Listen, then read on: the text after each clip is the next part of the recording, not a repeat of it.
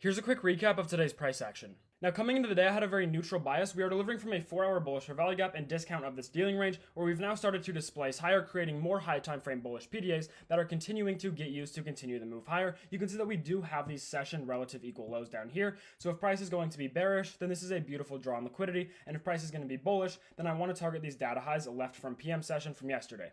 Now, looking at the 15-minute time frame here, you can see that we're in between a 15-minute bearish fair value gap as well as a 1-hour and 2-hour bullish fair value gap. So given that we are in between opposing high time frame PDAs, I really just want to be looking for what's going to get disrespected to confirm the current draw on liquidity. Now, right after market open, price immediately displaces higher, sweeping this internal buy-side liquidity inside of this 15-minute bearish fair value gap, where we now put in a bearish SMT. You can then see that we end up getting a 1-minute inversion here. I really didn't care to be taking this 1-minute inversion, although we had a nice target below to this 5-minute unmitigated fair value gap. I really wanted to see more internal structure after sweeping such a key point of interest here. And also this close here, you can see that this close barely closed below. Therefore, I was really just sitting on my hands and waiting for more internal structure prior to looking for a short position.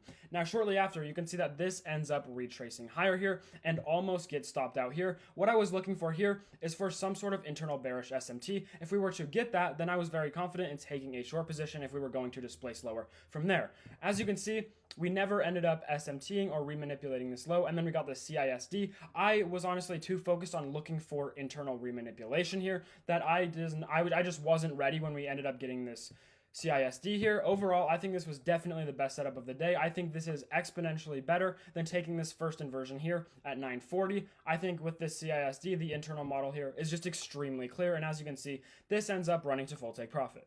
And now, as I said previously, on that first trade, there was a 5-minute unmitigated bullish fair value gap. So once that gets disrespected, I am very confident in taking a short position as I missed the first entry. So right here, I'm just waiting for this 5-minute inversion. As you can see, this 5-minute ends up closing very low in the range, absolutely diminishing my RR here. Therefore, I was not able to take this, given it was negative RR. I was waiting for a retrace to get positive RR, but unfortunately, I never ended up getting that. And as you can see, this ended up running to full TP. I would have just full TP'd once we put in this bullish SMT with my draw on liquidity, but unfortunately, I was not able to capitalize off of this position. It was just really unfortunate because this 5-minute candle, like 10 seconds before it closed, it was way up here. It was going to give me perfect RR, and then in the last 10 seconds, it ended up just displacing lower.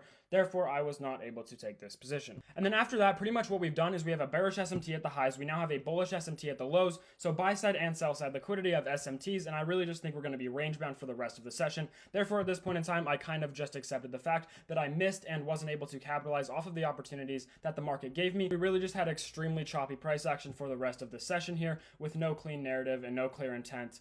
So I hope you guys learned something from the video, and drop a comment below and let me know how your trading day was.